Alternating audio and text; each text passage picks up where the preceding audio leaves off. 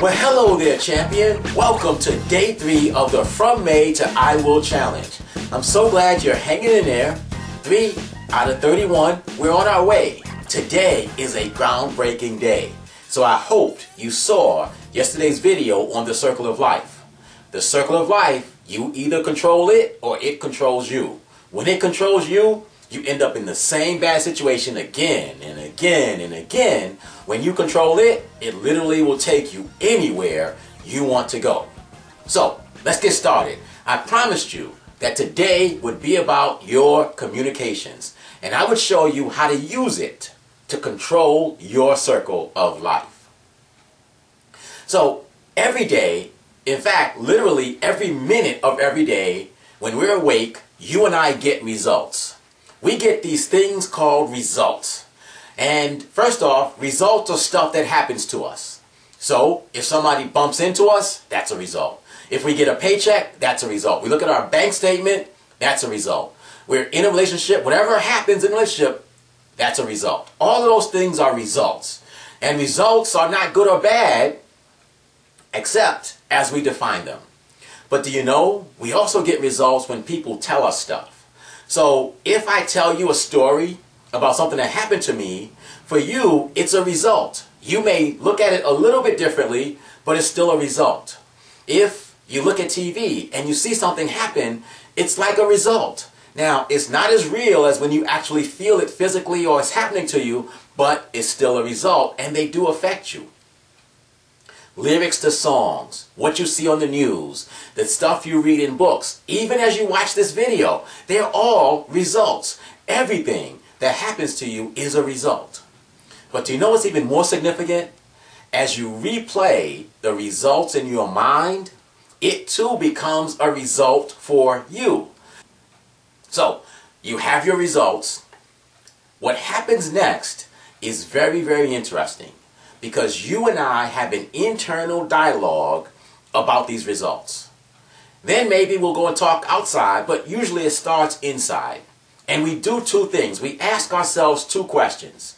First, we ask ourselves to define it. We give it a definition. And the definition can be as simple as good or bad. If someone bumps into me, it could be accident, or that person could be disrespecting me. When we get into a relationship, what things that happen are good or bad, or normal for us, or abnormal. I mean, it's a multitude for the person, but the first thing we do with every result is we define it. One definition is significant, insignificant, but we definitely give it a definition. And based on our definition, we decide what to do about it. So the person who's disrespected because somebody bumped into them now wants to fight. And it's not like they were thinking, you know, I'm looking for someone to bump into me. If someone bumps into me, we're going to fight. It's more or less happens automatically. And that's the part I want you to understand. You and I automatically communicate what those results mean to us and what we should do about it. And I can give you a million examples of how it happens in relationships, how it happens with money, how it happens in our career or our business, how it happens with our families, our children, over and over again. Result, communication. Interestingly enough, is our communications are often based on these beliefs. We have these beliefs, and even though it's a circle, these beliefs actually influence what we communicate. Because the only thing we can measure as to giving the definition is our beliefs. So if I believe I am not good with women or money or anything else, and something bad happens, my definition is, you know, that's just like me. This is why I always mess up. I always blow it with women. I always blow it with my money. I always blow it, period. And so what should I do? I should just accept it, deal with it, try to avoid those situations, avoid the pain. And you've seen people who live lives where everything is what they shouldn't do because they wouldn't be good at it. Haven't you? Hoping you're not one of those persons, because that wouldn't make you a champion. But we have these communications, we reinforce the beliefs we already had, and then we go out and we act a certain way and we get the same results or worse. And I will give you an example of something that I can think of. somebody comes along and something good happens to them. And they get a good result, but they've got these bad beliefs. So their communication says, this is too good for me. This is better than I deserve. This is something that can't last. What should I do?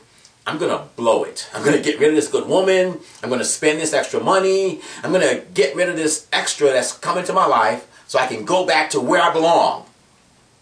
Again, nobody would ever say that to themselves or say it out loud.